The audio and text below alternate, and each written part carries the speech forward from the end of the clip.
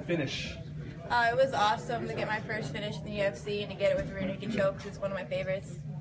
Did you feel like the finish was coming in the fight, like as the fight was progressing?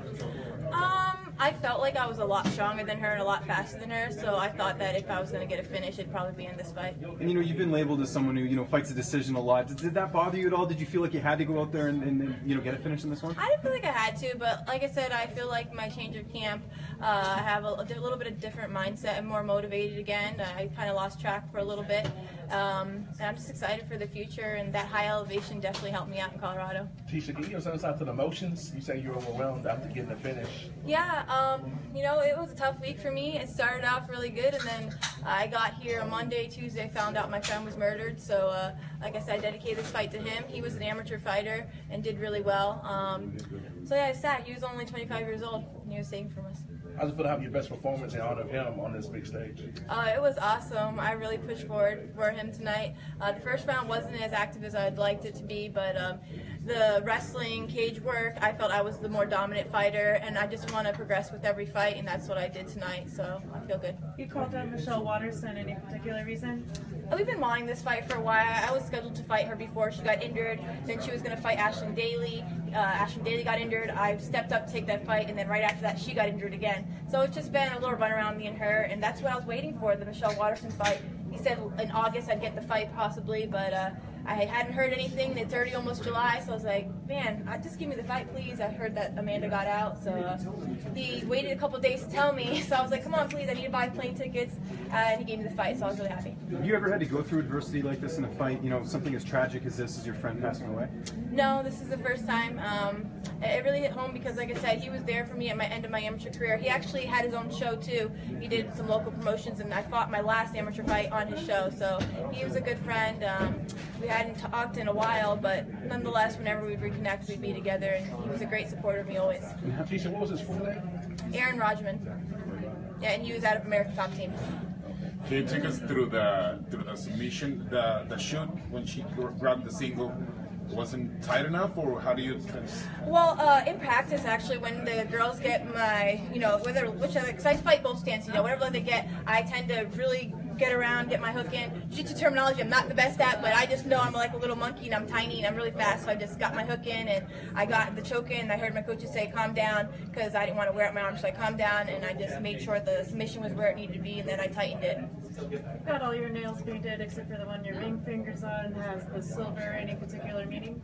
Because I got a blingy ring here from Raquel, so I like it. How much has that support meant to you throughout this, all that you've been going through, and especially with what happened with her? It's been awesome training with Raquel. I mean, we have one-on-one training with our coaches, and it's just basically us two, and then we have another girl, Sharon Jacobson, out of Invicta, and then I actually got to train with JJ Aldridge, who fought Juliana Lima last time. She's from Denver, so all those girls have been a big help, and then I spar my coaches and get to beat up them, especially my coach Juan. He lets me beat them up. Having Denver as the new home base, I mean, how much was that transition at all affected you or helped you? It's helped me a lot. The high altitude training is definitely great. I was at sea level in Florida, so I really like it. I've been there since the beginning of May now when I graduated, got my master's. That's what I was waiting for to graduate school, and now I'm here full time, focusing on fighting again full time. So I'm just really excited for what the future's to bring, and having Raquel there to train with me by my side, and I'm just excited for her to come back from her injuries and her surgeries. Let's say you do get the Michelle Waterson fight. When would you like to fight her ideally? What would be like perfect timeline for her? I'd fight her as early as late August. That'd get me right back into fight camp, I guess maybe 6 weeks once I get home, and I have some vacations to go on after this and celebrate my anniversary. So. Would you want to fight in Canada on that Edmonton card?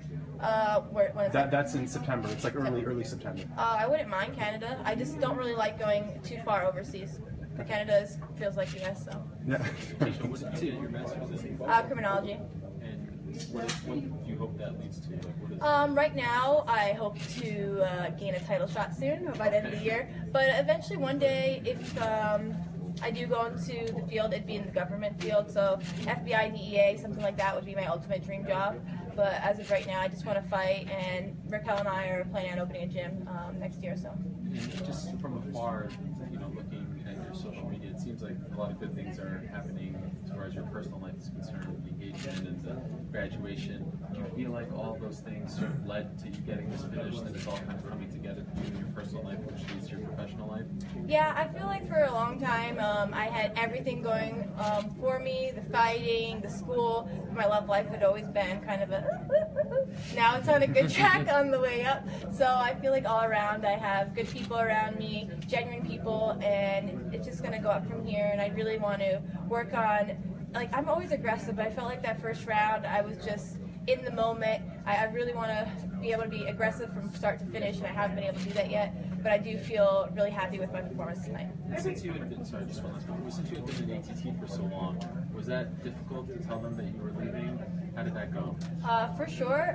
It's like, you know, going to, like, you got in trouble or something, you know, telling them, like, I'm so nice and stuff. I don't want them to feel like I'm leaving them because I don't like them. I'm leaving them because I'm on a new path in my life, a new journey, a new chapter, and I'm following my heart and where I feel like I need to be, and that was Colorado. And I'm happy with transition. Like I said, I love America's Top Team. I do miss all the girls I get to train with there. They were my really good friends. Looking forward to Amanda's fight on Saturday. She's one of my best friends. So yeah, I feel like ATT is my family, but I have a new family now with Colorado Team Pennington. Just remembering that on The Ultimate Fighter, you spoke about criminology and following that as a path. And I remember if there was a special connection for that to you. Could you refresh your memory, like what that was about exactly? I just had a lot of things going on in my life growing up. There was drugs, alcohol, bad things, and I'm straight edge. So that's one thing that I've always kept my word to. When I was 13, I told my mom I'd never drink, never smoke. I still haven't done that to this day. The only one day that I may drink something that is wine on my wedding night, and I told Raquel that, but I doubt that I'll even let her do that. So if you guys do see some pictures, it's probably going to be like apple cider or something like that, because I don't think I can give in, but who knows. When is the wedding? We don't have a date yet. Raquel Pennington, if you're around, when is my wedding date? Please tell me, because everybody's asking my wedding date. I don't know. Is some of the wedding day? Oh, you guys brought it up. Are we invited? No. Everybody's invited. Tecia, what number anniversary is this? It'd be our first anniversary. This is your first anniversary, and it's conceivable that you could be the next strawweight champion and Raquel could be the next bantamweight champion. Is there any comment you'd like to make on that? What would that do for the dynamic of your relationship? I think it just make us even more competitive together, you know, in the gym. Like I'm getting ready for this fight. She goes in front of me. She's like, "I'm gonna F you up." And I just start smiling because it's fun, you know. We go in there and kind of beat each other up. But at the end of the day, we love each other, we push each other, and we support each other. So the idea of both of us possibly being the champion one day is amazing. I mean, I believe we're both number 5 in the world right now. I see a title shot for both of us very soon. It's exciting. And what's your prediction for Amanda versus Valentina tomorrow night? Oh, I think Amanda's gonna win. I feel stoppage is coming. Amanda's been training hard, and she's just looking better and better with every fight. Right.